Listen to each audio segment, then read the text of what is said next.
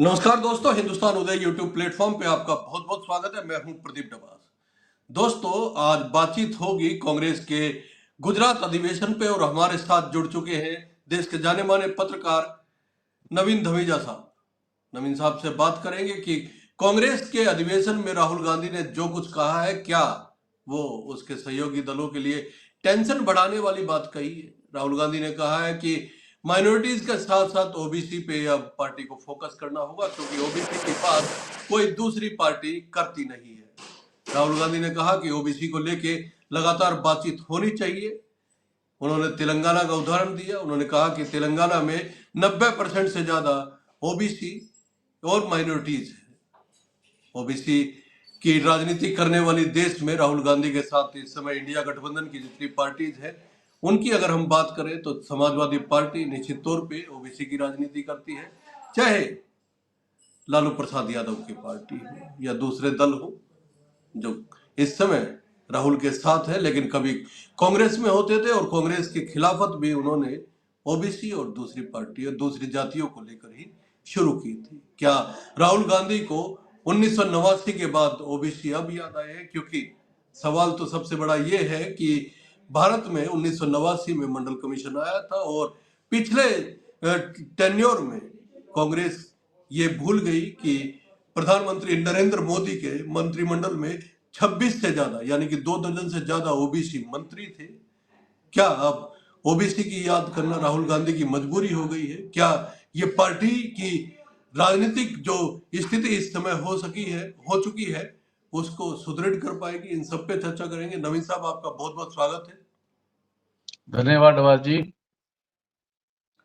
Sir, बड़ी बातें बोली है। एक तो सबसे बड़ी बात तो यही बोली है कि ओबीसी पे फोकस करना होगा, महिलाओं पे फोकस करना होगा, क्योंकि 50% आबादी महिलाओं की है। लेकिन ओबीसी पे अगर हम फोकस करने की बात कहें तो कांग्रेस की स्थिति आज ऐसी हो चुकी है कि सिर्फ 3 राज्यों में सरकार बची हुई है।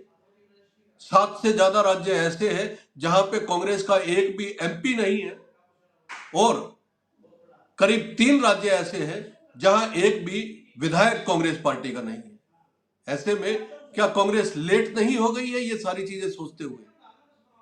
देखिए डबास जी, कांग्रेस का ये 86वां अधिवेशन है जी और ये 86वां राष्ट्रीय अधिवेशन उन्होंने, जब कांग्रेस लगभग देश में काफी राज्यों से उनका सफाया हो चुका है, उनकी सरकारें नहीं है वहां पर, तब किया। और ये अधिवेशन उन्होंने अब देखिए कहाँ किया, गुजरात में, अहमदाबाद में। जी गुजरात में जहां प्रधानमंत्री नरेंद्र मोदी, जहां देश के गृह मंत्री अमित शाह, जो उनका गढ़ है, वहां पे जाकर के उन्होंने अधिवेशन किया है। और अधिवेशन में उन्होंने मुद्दा उठाया महात्मा गांधी। उन्होंने कहा महात्मा गांधी, सरदार पटेल, दादा भाई नौरोजी ये कांग्रेस के फाउंडर रहे हैं, कांग्रेस की नींव इन लोगों ने रखी थी। जी भले ही आज सरदार पटेल को भारतीय जनता पार्टी उसका गुणगान कर रही है, उनके बड़े बड़े बुत लगा रही है, लेकिन कांग्रेस ने कहा वो कांग्रेस के फाउंडर रहे हैं। 150 साल पहले उन्होंने कांग्रेस की नींव रखी थी। 150 साल पहले वो पैदा हुए थे। उन्होंने कहा कि 150वां उनका जन्मदिन है और कांग्रेस उसको सारे देश में बड़े धूमधाम से मनाएगी। और उन्होंने अपने अधिवेशन के, आज दूसरा दिन था, राहुल गांधी ने अपने भाषण में कई बड़े अहम मुद्दे उठाए। आपकी बात सही है, उन्होंने कहा कि भी दलित ले लो, अल्पसंख्यक ले लो, उन्होंने कहा पिछड़ा वर्ग, इन मुद्दों को उन्होंने कहा कि दोबारा से, उन्होंने कहा बार-बार उन्होंने दोहराया कि वो इस उनको लेकर के जनगणना करवाना चाहते हैं, जातीय जनगणना करवाना चाहते हैं। उनका जातीय जनगणना में वो देखना चाहते हैं कि दलित वर्ग का क्या योगदान है, पिछड़ा वर्ग का क्या योगदान है, अल्पसंख्यकों का क्या योगदान है, उनका क्या योगदान हमारे देश में है। उनका वो इस बात को लेकर के जनगणना करवाना चाहते हैं, लेकिन भारतीय जनता पार्टी और आरएसएस इसकी खिलाफत कर रही है। तो ये उन्होंने एक बड़ा मुद्दा उठाया। उन्होंने कहा वो बातें तो करते हैं बड़ी-बड़ी दलितों की, उन्होंने कहा वो पिछड़ा वर्ग की बातें करते हैं, लेकिन जब हम बात करते हैं कि उनका हिस्सेदारी उनको क्या दी जा रही है, तो इस पर भारतीय जनता पार्टी चुप्पी साध लेती है। तो उन्होंने दलितों पे, अल्पसंख्यकों पे उन्होंने आज बड़ा उन्होंने उस पर जोर दिया है। नहीं, सवाल तो सर यही है ना कि कांग्रेस को जो वोट बैंक कभी कांग्रेस का होता था, ओबीसी तो माना जाता था कि कांग्रेस का कोर वोटर रहा है। ओबीसी वर्ग अगर छिटका है कांग्रेस से और वो भारतीय जनता पार्टी या सपा या दूसरी राजनीतिक पार्टियों में, चाहे क्षेत्रीय दल है और चाहे राष्ट्रीय दल है, उनमें गया है, तो निश्चित तौर पे यहाँ भी कांग्रेस का एक अपने वोट बैंक को ही ना संभाल पाना, कहीं ना कहीं ये इस तरह का हुआ है कि अब याद आ रही है इतने साल बाद। आप देखिए कि गुजरात में करीब 35 साल से ज्यादा हो चुके हैं पार्टी सत्ता से बाहर है। यूपी में पार्टी 30 साल से ज्यादा सत्ता से बाहर है। अलग अलग तमाम प्रदेश देख लीजिए, केंद्र में पार्टी 11 साल तो हो चुके हैं और 5 साल, ये 4 साल बचे हुए, इसमें केंद्र से बाहर है। और पिछले 3 टर्म के अगर हम इलेक्शन देखें तो 3 टर्म के इलेक्शन में पार्टी जो है वो 100 का मतलब ट्रिपल डिजिट में नहीं पहुंच पाई है, 100 का आंकड़ा पार नहीं कर पाई है नवीन सर। और ऐसे में अगर दलितों की बात करेंगे और ओबीसी की बात करेंगे तो ओबीसी की राजनीति करने वाले जो सहयोगी दल हैं वो फिर कांग्रेस के साथ कैसे जुड़ेंगे? देखिए, इसमें कोई शक वाली बात नहीं, कांग्रेस की स्थिति आज देश में और देश के बहुत सारे प्रदेशों में हालत इनकी खराब हो चुकी है, जहां से इनकी सरकारें जा चुकी हैं। लेकिन अगर कांग्रेस ये सोचकर चुप बैठी रहे, तो फिर तो कांग्रेस का पतन होना तय है। तो कांग्रेस को कहीं न कहीं देखिए, आप वो चिंतन मंथन कर रहे हैं कि हाँ, उनका वोट बैंक उनसे क्यों खिसका और उसको कैसे वापस लाया जाए, वो उस बात को मंथन कर रहे हैं, चिंतन कर रहे हैं। और जो उनका कोर वोट बैंक रहा है, उसको वापस लाने के लिए दोबारा उस पर जोर दिया जा रहा है। तो आज जी। उन्होंने उन्हीं मुद्दों पे फोकस किया है राहुल गांधी ने, कि जो उनका कोर वोटर था उसको कैसे वापस लाया जा सकता है, उनको कैसे सम्मान दिया जाए, कैसे उनको साथ जोड़ा जाए। इसीलिए आज उन्होंने उन पर फोकस किया, अपने भाषण में बार-बार उनको उन्होंने स्थान दिया, उनको उनका जिक्र किया है। अब बड़ा सवाल ये है कि राहुल गांधी कई बार, पिछली बार जब गुजरात के दौरे पे थे नवीन जी, उस समय भी उन्होंने कुछ स्लीपर सेल की बात की थी। उन्होंने कहा था कि कुछ ऐसे लोग हैं पार्टी में, खासकर गुजरात के नेताओं को लेके कहा था, लेकिन वो मैसेज पूरे कांग्रेस को गया था, पूरे देश की कांग्रेस को गया था कि अगर 30-40 लोगों को निकालना भी पड़े तो निकालेंगे। और उन्होंने अपने कार्यकर्ताओं को और नेताओं को बब्बर शेर कहा था, लेकिन चेन में बंधे हुए बब्बर शेर कहा था। नवीन जी, भाषण बड़ा जोरदार देते हैं राहुल गांधी, बड़ा सलीके से अपने कार्यकर्ताओं को, नेताओं को साधने की कोशिश करते हैं। बोल के तो सब कुछ चले जाते हैं, लेकिन जब धरातल पे काम करने का वक्त आता है उस समय राहुल गांधी के साथ शायद कोई खड़ा हुआ नहीं नजर आता है, चाहे वो चुनाव हारने के बाद इस्तीफा देने की बात हो या दूसरी बात। देखिए, इसमें कोई शक वाली बात नहीं कि राहुल गांधी एक अच्छे वक्ता हैं, अच्छा भाषण देते हैं। पहले उनके भाषण को लोग बड़ा मज़ाक में लिया करते थे। लोग कहते थे कि उनकी एक छवि उन्होंने बड़ी मज़ाकिया बना दी थी कि इनको बोलना नहीं आता। लेकिन अब जब वो भाषण देते हैं, बड़ा सधा हुआ भाषण होता है, सटीक भाषण होता है और भाषण में बड़े वो जनता से जुड़े हुए मुद्दों को उठाते हैं। जी। लेकिन अब उस भाषण के साथ-साथ इसमें कोई शक वाली बात नहीं, उन्हें इस बात का एहसास हो चुका है कि उनकी पार्टी के कुछ नेता ऐसे हैं जिनकी वजह से पार्टी का पतन हुआ, जिनकी वजह से पार्टी का नुकसान हुआ। उन्होंने आज देखिए अपने भाषण में ये कहा कि कांग्रेस में जो डीसीसी प्रेज़िडेंट हैं, यानी उनकी पार्टी के जो जिला अध्यक्ष हैं, उन्होंने कहा उसको उन्हें नींव बनाना पड़ेगा, उसका उन्हें मजबूत करना पड़ेगा। उनके हाथ में अगर सत्ता सौंपी जाएगी, उनको अगर पावर दी जाएगी, तो कांग्रेस मजबूत होगी। करीब 2000 जिला अध्यक्ष आज उनके ये अधिवेशन में शामिल हुए। उन्होंने कहा सारे देश में जिला अध्यक्षों को हम अहमियत देंगे और उनको ही हम मान के चलेंगे कि भी ये हमारी पार्टी की मजबूत नींव है आगे आने वाले समय में। तो लेकिन यानी ये अब वो मजबूत पार्टी नींव को जो मजबूत राहुल बनाने गांधी के बनाना प्रयास में चाहते जुटे हैं हैं। नवीन जी, वो जो मजबूत नींव राहुल गांधी बनाना चाहते हैं, उस नींव को हिलाने के लिए तो तमाम प्रदेशों के बड़े नेता जो है वो अब लामबंद हो चुके हैं। उनको उनको ये पसंद ही नहीं आ रहा है, ये आइडिया राहुल गांधी का कि जिला अध्यक्षों को जो है पावर दी जाए। अब तो ऐसा लग रहा है कि कांग्रेस के भीतर जो जो सियासी घमासान चलता था वो और तेज हो जाएगा। तमाम प्रदेशों में इस तरह से देखने को आ रहा है, कई जगह से तो इस तरह के प्रतिक्रियाएं आ चुकी है नेताओं की। देखिए डबास जी, राहुल गांधी इस बात को जान चुके हैं कि उनकी पार्टी के कई बड़े नेता जो सिर्फ ये चाहते हैं कि कांग्रेस उनके इर्द गिर्द रहे, कांग्रेस पे उनका कब्जा रहे और कांग्रेस में वो जो चाहे अपने अपने प्रदेश को वो वैसे ही चलाएं। इसीलिए उन्होंने इस बात का आज उन्होंने विशेष तौर से जिक्र किया, और लेकिन इससे पहले वो कह भी चुके हैं कि पार्टी में, कांग्रेस में जो लोग अपनी मनमानी करेंगे, जो अपनी चलाएंगे, जो संगठन को मजबूत नहीं होने देंगे, उन लोगों को बाहर का रास्ता दिखाया जा सकता है। यदि वो चले भी जाएंगे कांग्रेस छोड़कर तो उन्हें कोई परेशानी नहीं होगी।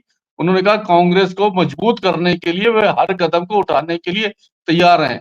ऐसा लगता है कि वो इस बात को मान चुके हैं कि ऐसे नेता यदि वो विरोध करते हैं या कांग्रेस के खिलाफ खड़े होते हैं या कांग्रेस छोड़ करके जाते हैं, तो भी राहुल गांधी अब ये चाहते हैं कि ऐसे लोगों को आगे लाएं जो कम से कम कांग्रेस के साथ खड़े हों, कांग्रेस मजबूती से खड़े हों, कांग्रेस के साथ बीच वो दोहरा चेहरा ना हो, वो ऐसे ना हो, सिर्फ अपना विकास करना चाहते हों, उनको ये लगे कि कांग्रेस उनके हाथ में रहे और वो कांग्रेस को अपने हिसाब से चलाएं। अब राहुल गांधी उन नेताओं को ऐसा लग रहा है कि वो साइडलाइन करना चाहते हैं।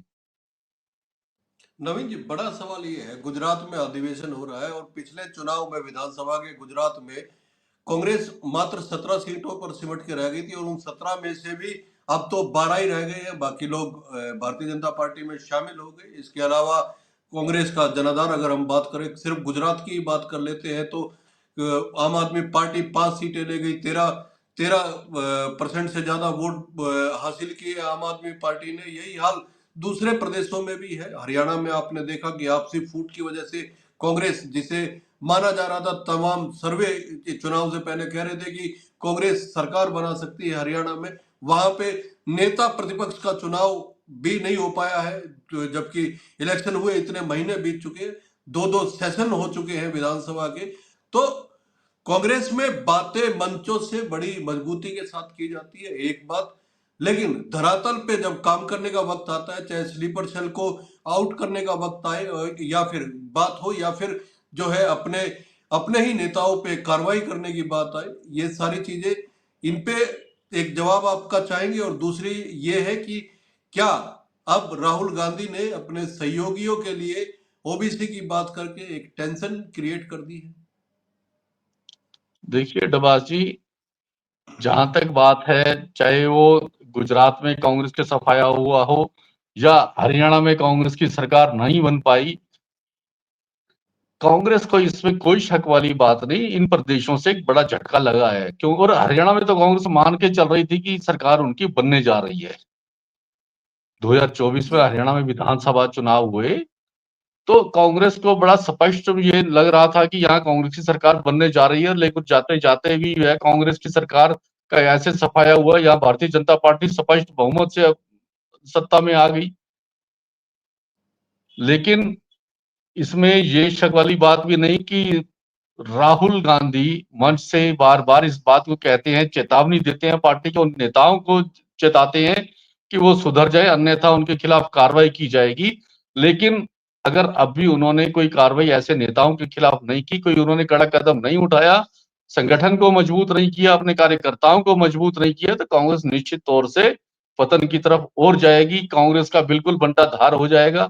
लेकिन जिस तरीके से आज उन्होंने अधिवेशन में मुद्दा उठाया और उन्होंने कहा जिला अध्यक्षों को मजबूती दी जाएगी, जिला अध्यक्ष उनके फाउंडर बनेंगे, उनके पार्टी को और मजबूती से आगे लाएंगे। यदि उन्होंने आज जो बात कही है उस पर अमल नहीं किया तो कांग्रेस का बिल्कुल सफाया हो जाएगा। इसलिए उन्हें अब जो बातें वो कह रहे हैं उन्हें उसको अमल में भी लाना पड़ेगा।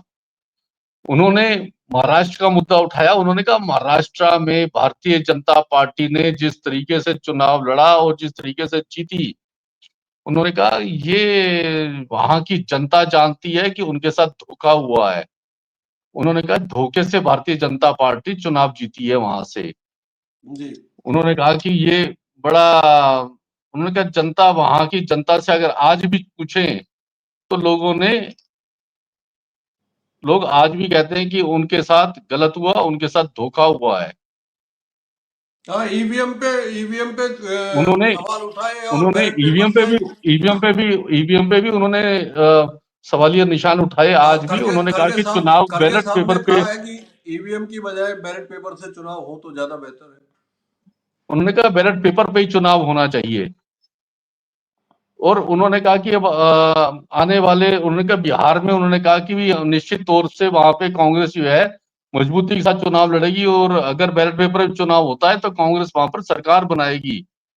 अब देखिए वहां पर क्या होगा बिहार में। हालांकि बिहार में अभी तक लग नहीं रहा है कि कांग्रेस वहां सरकार बनाने की स्थिति में। अभी तक के जो संकेत आ रहे हैं वहां तो ऐसे ही लग रहा है कि भारतीय जनता पार्टी वहां मजबूत हो जाएगी।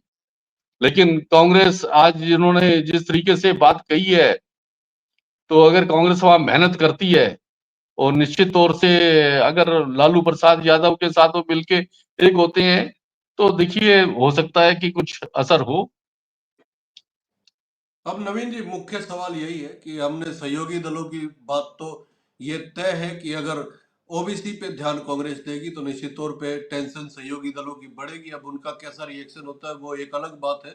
लेकिन हमने देखा मोदी साहब के पिछले टेन्योर में भी जो है 2 दर्जन से ज्यादा ओबीसी नेताओं को या सांसदों को मंत्री बनाया गया था। तो इससे टेंशन निश्चित तौर पे अब भारतीय जनता पार्टी की भी बढ़ेगी, क्योंकि प्रदर्शन तो कांग्रेस ने भी अच्छा किया, भला ही 100 से नीचे रह गए लोकसभा चुनाव में, लेकिन लोगों को उम्मीद कांग्रेस से अब थोड़ी सी बड़ी भी है। और इस तरह के अधिवेशन में जब इस तरह के भाषण राहुल गांधी और दूसरे नेता देते हैं तो निश्चित तौर पे ऐसा लगता है कि कांग्रेस अब एग्रेसिव मूड में दिखाई दे रही है।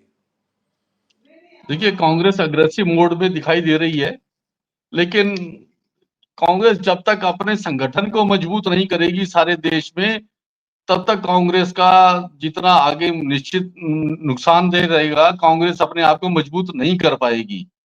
देखिए जी। कांग्रेस के जहां तक सहयोगी दलों की बात है, यदि कांग्रेस, आपकी बात सही है कि यदि दलितों पर, पिछड़ा वर्गों पर, अल्पसंख्यकों पर ज्यादा फोकस करती है, तो उनके जो सहयोगी दल हैं उनको वो चिंतित हो सकते हैं। लेकिन उनके सहयोगी दल भी कांग्रेस के, इस वक्त सबका लक्ष्य एक ही है कि भारतीय जनता पार्टी को सत्ता से बाहर लाएं और वो आपस में एकजुट होकर के सत्ता में आए।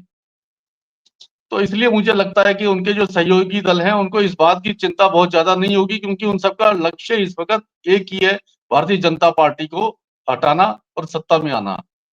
नहीं, सवाल तो यही है ना, जब तक राज्यों में कांग्रेस मजबूत नहीं होगी तो केंद्र में मजबूत नहीं हो सकती है। सबसे बड़ा सवाल तो यही है। वही बात है कि 7 राज्य ऐसे ऐसे हैं जहां कांग्रेस का एक भी सांसद नहीं है। 3 राज्य ऐसे हैं जहां एक विधायक भी नहीं है। देखिए दबाजी, आपकी बात बिल्कुल ठीक है, लेकिन नहीं है और उसके बाद कांग्रेस चुप तो नहीं बैठ सकती। कांग्रेस को मजबूत होने के लिए कहीं ना कहीं चिंतन मंथन करना पड़ेगा, मेहनत करनी पड़ेगी, और मुझे लगता है कांग्रेस इसी ओर अग्रसर है। अब जो उन्होंने आज राष्ट्रीय अधिवेशन अहमदाबाद में चल रहा है 2 दिन का, तो वहां पर इन्हीं मुद्दों पे चिंतन मंथन किया जा रहा है कि कैसे कांग्रेस को दोबारा रिवाइव किया जाए, कैसे कांग्रेस को दोबारा खड़ा किया जाए, कांग्रेस कैसे एक एक प्रदेश में सत्ता में आए, कैसे वो आगे बढ़त ले। इन्हीं मुद्दों को लेकर के उन्होंने चर्चा की है, इन्हीं मुद्दों को लेकर के उन्होंने कोई नीति निर्धारित की है। उन्होंने अपने कार्यकर्ताओं में जोश भरा है, उत्साह पैदा किया है। जी, निश्चित तौर पे कांग्रेस के इस अधिवेशन के बाद कार्यकर्ताओं में उत्साह बनेगा या नहीं बनेगा, ये आने वाला वक्त बताएगा। कांग्रेस किस तरह से परफॉर्म करती है और इस अधिवेशन में क्या क्या प्रस्ताव पारित होते हैं, उसके बाद पता चलेगा कि कांग्रेस किस दिशा में आगे बढ़ने जा रही है। नवीन साहब ने सहयोगी दलों की राजनीति को लेके बड़े तफतील से आपको बताया। उन्होंने बताया कि किस तरह से टेंशन बढ़ सकती है, और टेंशन भारतीय जनता पार्टी की भी बढ़ सकती है, क्योंकि OBC vote bank Bharatiya Janata party के पास भी छिटक कर काफी बड़ी तादाद में आया था, और जिसकी वजह से बीजेपी लगातार तीसरी बार सरकार बनाने में कामयाब रही है। तो कांग्रेस क्या इस किले को भेद पाएगी, ये बड़ा सवाल है। अधिवेशन कांग्रेस के इससे पहले भी हुए हैं, प्रस्ताव पारित हुए हैं अधिवेशनों में, लेकिन उन प्रस्तावों पे काम अभी तक नहीं हुआ है। पिछले अधिवेशन में जोधपुर में हुआ था जो राजस्थान में, उसमें भी संगठन तैयार करने का प्रस्ताव पारित किया गया था तमाम राज्यों में, लेकिन तमाम राज्यों में आज तक या तो प्रदेश अध्यक्ष है और पूरी इकाई नहीं बन पाई है। ये कांग्रेस के लिए बड़ी चुनौती होगा। नवीन जी, बहुत बहुत धन्यवाद। नमस्कार। और दोस्तों, धन्यवाद इस शो डबाज जी, आपको कैसा लगा, नमस्कार। कमेंट करके जरूर बताइएगा। नवीन जी की टिप्पणी आपको कैसी लगी ये भी जरूर बताइएगा। और अच्छे लगे तो लाइक कीजिए, शेयर कीजिए और सब्सक्राइब करना ना भूलें। बहुत बहुत धन्यवाद। नमस्कार।